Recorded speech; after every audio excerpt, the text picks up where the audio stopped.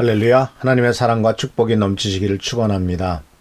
2020년 9월 22일 화요일날 아침에 이 아침에 하나님이 여러분들을 축복하시고 모든 기도를 응답하시며 하나님의 큰 은총과 은혜가 여러분에게 넘치시기를 바랍니다. 오늘은 어제 이어서 의를 위하여 받는 핍박에 대한 말씀을 같이 생각해 보겠습니다. 의를 위하여 받는 핍박이라는 것이 무슨 뜻이냐? 거기에 대해서 우리가 한번 생각해 보려고 하는데, 이 부분에 대해서 예수님께서는요, 누가복음 6장 22절에서 23절 말씀에 이런 말씀하셨습니다. 인자 때문에, 예수님 자신이죠. 인자 때문에 사람들이 너희를 미워하고 너희를 배척하고 욕하고 누명을 씌울 때는 너희에게 복이 있다. 그날에 기뻐하고 뛰어놀아라. 이는 하늘에서 너희의 상이 크기 때문이다. 그들의 조상들도 예언자들을 그렇게 대하였다. 예수님 때문에 너희를 미워하고 배척하고 욕하고 누명을 씌운다. 근데 예수님 때문에 모욕을 당해야죠. 초대교회 때도 그런 일이 있었습니다. 예수님을 전한다고 해서 베드로와 사도들이 두들겨 맞기도 하고, 다시는 예수의 이름으로 무엇을 하지 말라, 이렇게 당시의 권력자들로부터 협박을 당하기도 했습니다. 예수님 때문에 모욕을 받은 거죠. 또 예수님 때문에 박해를 받았습니다. 물론 예수님 자신도 참이 수염을 쥐뜯 낀다고 하는 것은 보통 모욕이 아닙니다. 성경 말씀 속에서도 이렇게 다윗의 그 부하들이 모욕을 당하는 얘기들이 나오는데, 예수님도 그런 모욕을 당했고 또 예수님을 믿는다는 이유로 이런 모욕도 당하기도 합니다. 근데 사실 우리가 지금 살고 있는 이 시대에서 예수님을 믿는다는 이유로 모욕을 당하는 경우는 아마도 중국이나 북한이나 또는 이슬람 국가 같은 데서나 있지, 이런 서구 유럽이나 우리나라나 이런 데에서는 별로 없는 것으로 알고 있습니다. 근데 사실은 이슬람 국가나 중국 이런 데서는, 특히 북한에서는 예수를 믿는다는 이유, 교회를 다니고, 그러니까 교회도 뭐 핍박해서 없애버리잖아요. 그러니까 예수를 믿는다는 이유만 갖고도 그들은 사형을 당할 수 있고, 심지어 성경책을 들고 있다는 것만 가지고도 이 정치범 수용소로 끌려가는 이런 일들이 생기죠. 그런데 이것은 바로 신앙적인 이유입니다.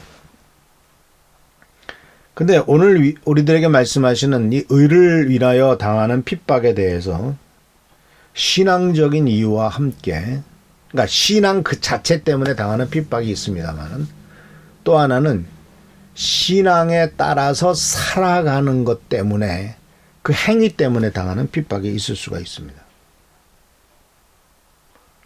이게 무슨 말씀이냐면, 로마 시대 때 예수 믿는 사람들이 많이 핍박을 당했죠. 그래서 예수 믿는다는 이유 때문에 당하는 겁니다. 사실은 로마 시대는요, 이 로마 시대 때는 그 다른 종교들에 대해서 굉장히 관대했습니다. 로마는 다신주의였거든요. 그래서 신들이 많았어요. 특히 로마가요, 이제 여러 나라를 점령하지 않습니까? 전쟁에서 해가지고 그 나라를 점령합니다.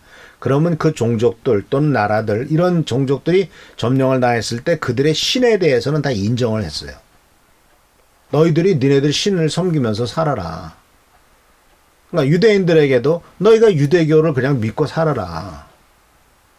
로마에는 수많은 신들이 있는데 그 중에 신 하나 더 포함된다고 뭐 별 문제가 될 거 있느냐라고 하는 것이었죠. 그런데 이러한 다신주의, 이런 것으로 말미암아 나타났던 물질주의, 평안한 삶을 추구하는 것, 또 로마에는 그 엄청나게 큰 목욕탕도 있지 않습니까? 그런 데서 정말 아주 편하게 사는 그러한 삶을 살도록 유혹하고 요구를 했는데 유대인들 중에서 유대교를 믿었던 사람들은 일부분 그런 부분에 대해서 수용을 했어요. 그러니까 로마에다가 그 세금을 잘 내고 하면은 전혀 문제가 될 것이 없었으니까. 그런데 가장 큰 문제가 바로 뭐냐면 황제 숭배의 문제였습니다. 로마에서는요, 황제가 신 중에 하나였거든요. 많은 신 중에 하나도 황제도 신으로 여겼단 말입니다. 그래서 황제의 신상을 세워놨어요. 살아있는 황제의 그 모양을 세워놓으면서 이것도 신이다. 그 왕제에게 와서 또 절을 하고 숭배를 해라라고 요구를 한 거죠. 그런데 다른 그 종족들의 신에 대해서는 꼭 그걸 섬기라고 얘기하지 않았는데 황제에 대해서는 이거 신으로 섬기라고 요구한 겁니다. 여기에서 이제 이것은 하나님을 믿는 사람들에게는 우상숭배니까 할 수 없다라고 하는 문제가 생기는 거죠. 그리고 기독교에 대해서도 많이 오해를 했습니다.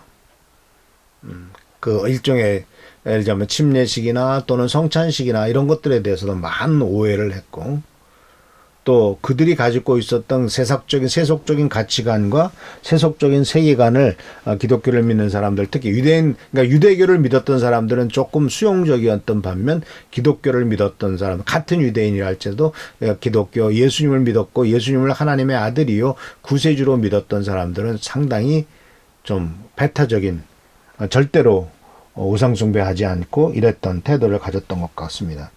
그래서 이 신앙을 위해서 치르는 대가들이 이 초대교회 때 상당히 많았죠. 그래서 아시다시피 카타콤에서 살았고 굉장히 오래 살았습니다. 기독교가 공인될 때가 303년이니까 예수님이 돌아가시고 바울과 베드로가 예루살렘에서 이제 로마로 옮긴 게 64년, 65년경이거든요.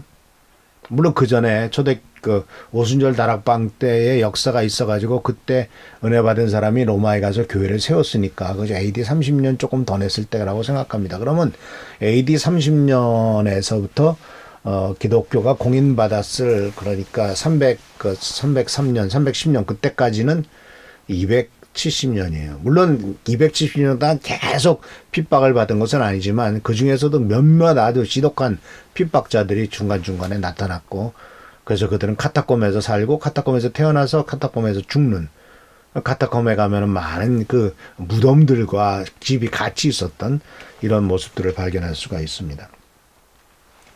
자, 이런 것들은 바로 이제 예수를 믿는다는 이유 때문에 당하는 핍박이죠.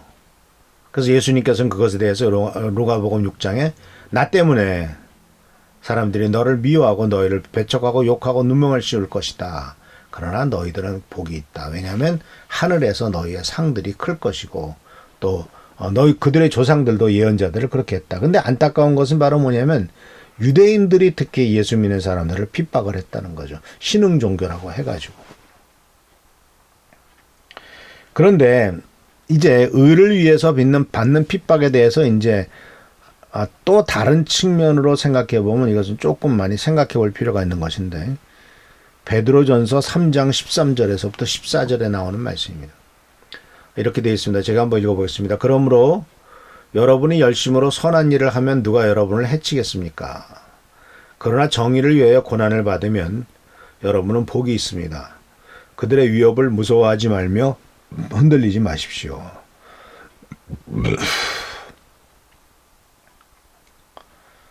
이 말씀은 굉장히 의미가 있습니다. 열심으로 착한 일을 하면 아무도 우리를 해치지 않습니다. 그게 무슨 얘기냐면 우리가 우리의 재산이나 우리나 돈이나 수고와 노력을 가지고 가난한 사람들을 도와주고 그들을 위해서 뭔가를 하고 선한 일을 막 하면은요, 그걸 누가 문제를 삼겠습니까?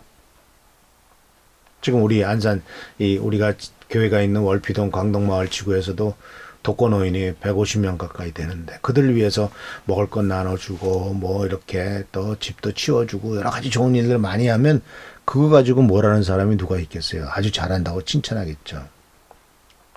그런데 14절엔 이런 말을 했습니다. 정의를 위하여 고난을 받으면 복이 있습니다. 그러면 선한 일과 정의는 선한 일을 하면은 해칠 사람이 없다. 그러나 정의를 위해서 일을 하면은 고난을 받게 된다니. 그래서 이 부분에 대해서는 아주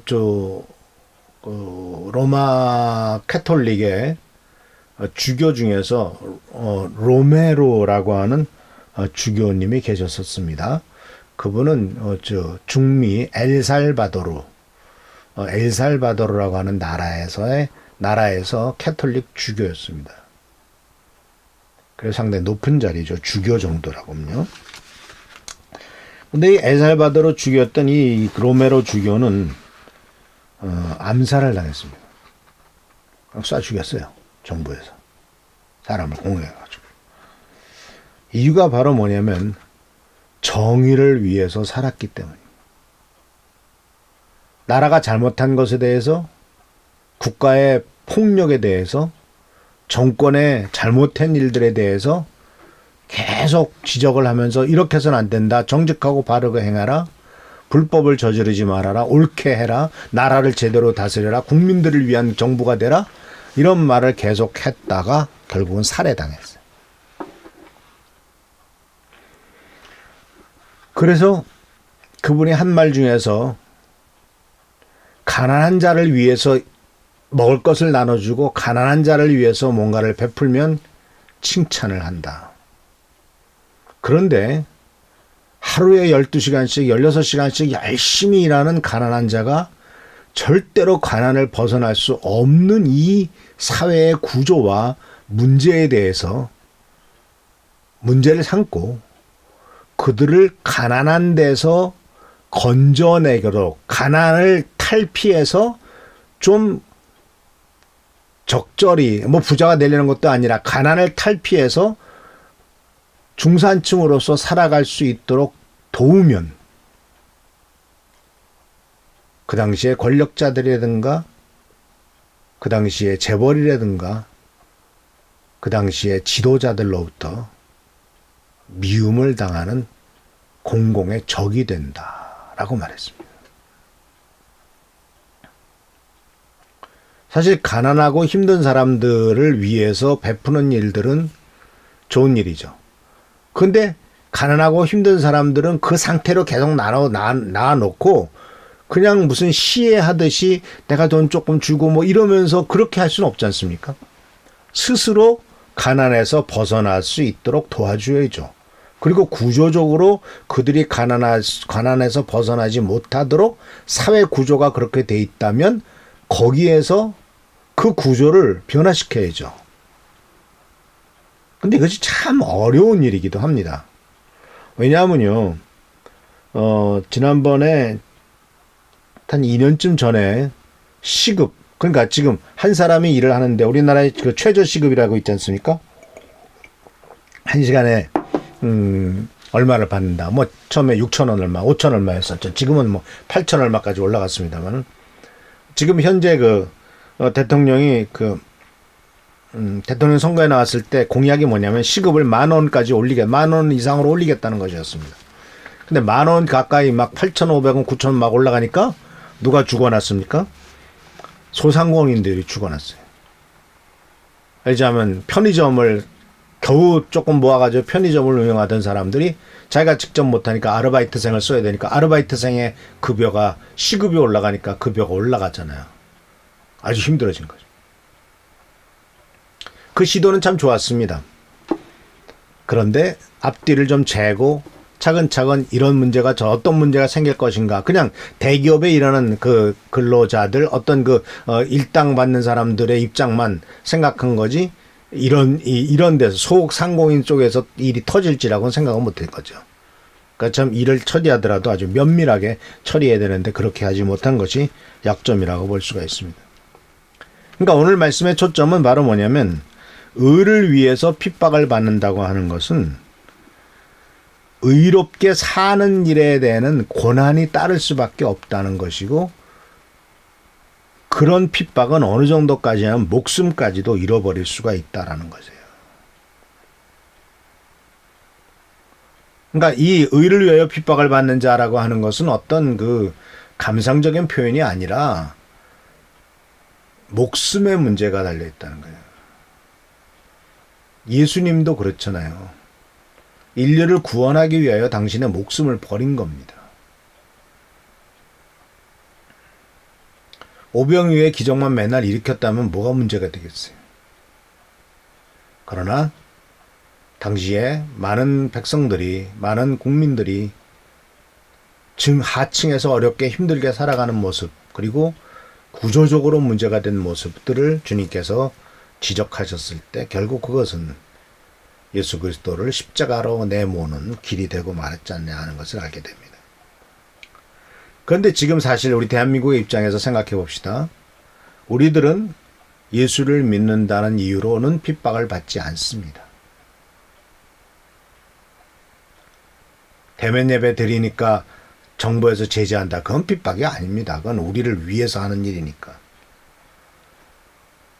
근데 우리가 그런 일은 핍박을 받지 않는데 문제는 다른 일에 대해서도 핍박을 안 받는다는 거예요. 즉 세상과 똑같이 살아가고 있기 때문에 세상이 우리를 핍박할 이유가 없다는 거죠. 세상과 똑같이 다 같이 죄짓고 다 같이 불의하고 다 같이 그런 상황이 있기 때문에 뭐 같은 편인데 무슨 핍박을 하겠습니까? 근데 주님께서는 우리가 그렇게 살아서는 안 된다. 정의를 위해서 살 경우에는 핍박을 받게 될 것이고 이거는 의를 위해서 받는 핍박이다라고 주님이 이렇게 말씀하고 계신 겁니다. 그래서 예수님을 따라간다는 것은 굉장히 급진적인 삶입니다. 예수님처럼 산다고 하는 것은 이 세상에 엄청난 도전을 던지는 겁니다. 그리고 그 도전은 사실은 예수님을 죽음으로 몰았듯이 우리들도 그렇게 어려운 일을 당할 수가 있다라는 거예요. 우리는 평범한 사람들이고 소시민이기 때문에 뭐 그런 것까지야 그렇게까지 생각할 수가 있겠습니다만 그러나 주님이 원하시는 것은 정의와 공의를 못 본 척 넘기지 말라는 거예요. 올바른 길로 가도록 하라는 거예요. 주님께서는 그거에 대해서 하나님 나라를 우리들에게 허락하셨다라는 사실을 꼭 기억하시길 바랍니다. 이 의료에서 핍박을 받는다는 것은 상당히 어려운 일입니다. 그러나 이 일이 우리들에게 꼭 필요하다는 사실을 꼭 기억하면서 이 나라가, 이 대한민국이 정말 공의와 정의가 흐르는 나라가 되도록 기꺼이 그 일에 나서는 결단을 할 수 있도록 하나님이 도와주시기를 위해서 기도하시길 바랍니다. 기도하겠습니다. 좋으신 주님 은혜를 감사합니다. 의를 위하여 핍박을 받는 자는 복이 있나니 하늘나라가 저의 것이라고 말씀하셨사오니 이 말씀의 귀한 뜻과 의미를 생각할 수 있도록 도와주시고 하나님 나라의 정의와 공의를 위해서 힘쓰는 우리가 되도록 인도하여 주옵소서. 오늘도 함께 하시고 지켜보살펴 주시길 바라옵고 예수님의 이름으로 축복하며 간절히 기도하옵나이다. 아멘. 할렐루야. 오늘도 주님의 은총과 은혜 가운데 승리하는 여러분 되시기를 축원합니다. 주께서 함께 하십니다. 어려운 일이 있어도 끝까지 지키고 하나님의 뜻에 합당하게 행하고 정의와 공의를 행하는 여러분 되시기를 축원합니다. 하나님 나라가 우리들의 것입니다. 아멘.